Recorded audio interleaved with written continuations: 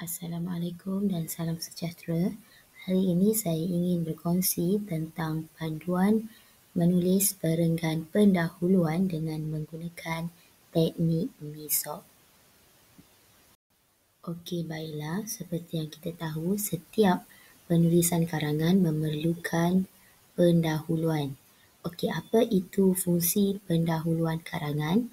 Fungsi pendahuluan karangan adalah yang pertama, untuk menarik minat dan perhatian pembaca.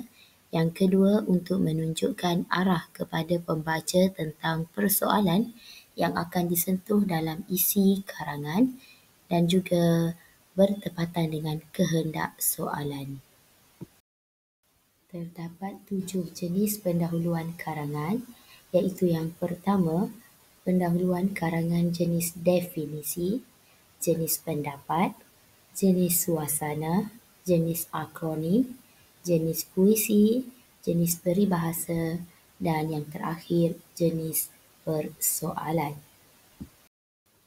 Okey, baiklah, mari kita mengenali apakah itu teknik MISOP.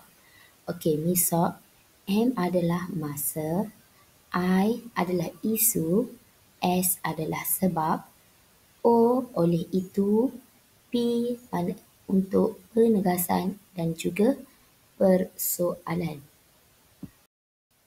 Mari kita tengok contoh soalan dan juga contoh jawapan perenggan pendahuluan yang menggunakan teknik MISOP.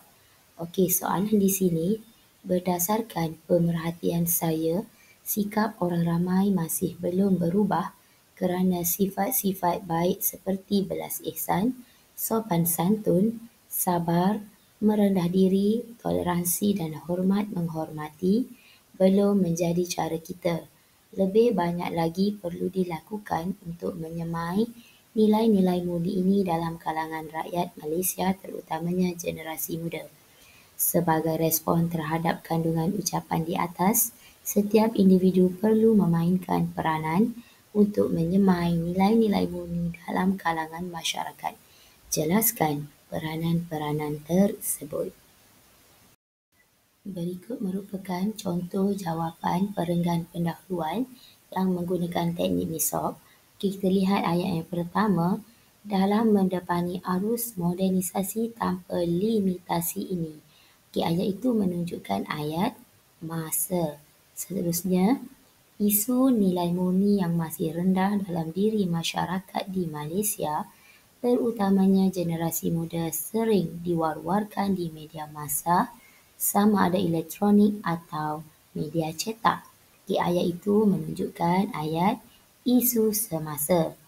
Okey, seterusnya, keadaan ini menandakan titik permulaan pelbagai cabaran dan rintangan yang bakal menghambat dalam membentuk masyarakat yang bersahsiah tinggi.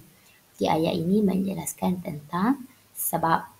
Okey, hal ini dikatakan demikian kerana penerapan nilai murni tidak disemai dalam diri masyarakat. Kini antaranya hilang rasa hormat antara satu sama lain. Okey, ayat itu yang menjelaskan tentang oleh itu. Okey, yang terakhir, lantaran itu terdapat pelbagai peranan yang perlu dimainkan oleh setiap individu dalam menyemai nilai-nilai murni dalam kalangan masyarakat. Okey, ayat yang terakhir ini menjelaskan tentang ayat penegasan.